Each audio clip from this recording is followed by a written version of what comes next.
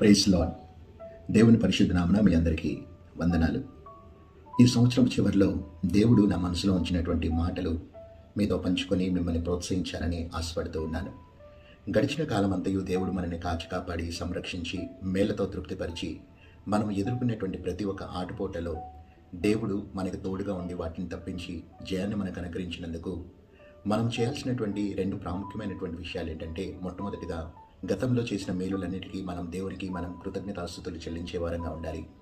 రెండవదిగా మన ఎదుట ఉంచబడినటువంటి నూతన సంవత్సరం నిమిత్తము ఆయన మనకి తోడుగా ఉంటాడని, మనల్ని చేయి విడిచిపెట్టాడని ఆయన మీద పరిపూర్ణంగా నమ్మకాన్ని కనపరుస్తూ మన జీవితాన్ని ఆయనకు ప్రతిష్ఠించుకునేవారుగా ఉండాలి. పక్షిరాజు ఏ విధంగా తన బిడ్డలను రెక్కలపై మోస్తూ మరి ఆ యొక్క క్షేమస్థలానికి చేరుస్తుందో, అదే రీతిగా దేవుడు కూడా ఇశ్రాయేలు ప్రజల్ని తన యొక్క భుజములపై ఆ యొక్క పరమకానాని దేశం వైపుకి ఆయన మోసుకుని నడిపించి ఆ యొక్క గమ్యస్థలానికి చేర్చినట్టుగా మనం చూస్తాం.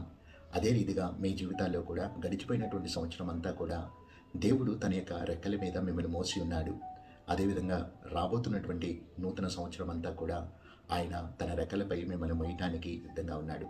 మీ అందరూ కూడా ఆయన మీద నమ్మకాన్ని కనపరచడానికి, పరిపూర్ణమైన విశ్వాసాన్ని కనపరచడానికి మీ హృదయాన్ని నిలుపుకొని మరి ఆయనలో ముందుకు కొనసాగే వారిగా ఉండాలని మిమ్మల్ని ప్రోత్సహిస్తూ have a blessed day. God bless you all.